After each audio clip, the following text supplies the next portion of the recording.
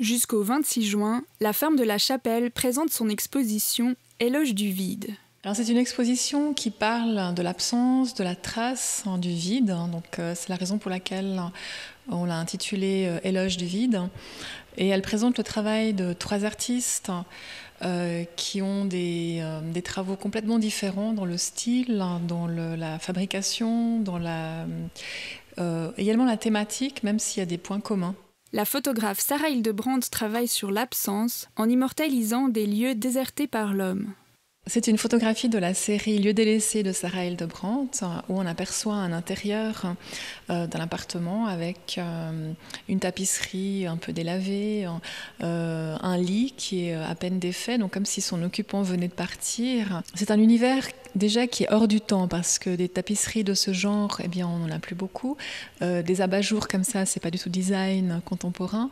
Donc on peut supposer que c'est une personne peut-être âgée qui habite là depuis très très longtemps ou qui vient de décéder. Appartements quittés ou abandonnés, ils gardent une trace de leurs occupants.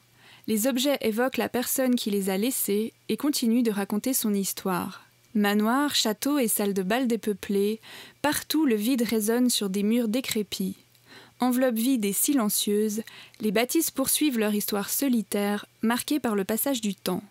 Dans un autre registre, la plasticienne Mali Geneste appréhende le vide comme une trace laissée par le corps.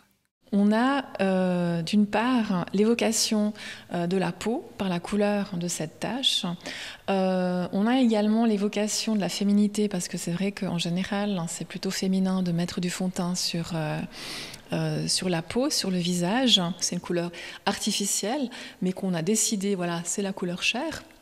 Ça aussi, c'est assez intéressant parce que en mettant en avant cette couleur comme étant une couleur peau, eh bien, elle suggère aussi que actuellement, on est beaucoup influencé par les médias, par la mode, par tout ce qui est artificiel, et on est en train de créer une femme artificielle qui n'a plus rien à voir avec, disons, la peau naturelle.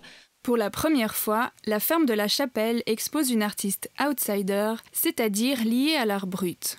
Sylvia von Niederhäusern est active au sein des ateliers Créam, des lieux de création pour les personnes en situation de handicap. L'artiste, disons, qui utilise beaucoup son raisonnement pour faire une œuvre, eh bien, il va devoir faire un effort de lâcher prise, ce qui, pour une personne qui est en situation de handicap mental, eh bien, elle a ce lâcher prise qui n'est pas nécessaire.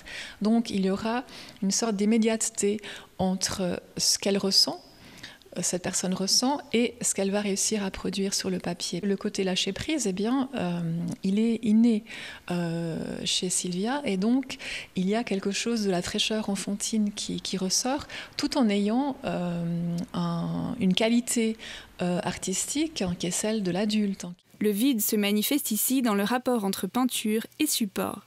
L'espace de la feuille est tantôt recouvert comme une sorte de peur du vide, tantôt il laisse place à des espaces vierges.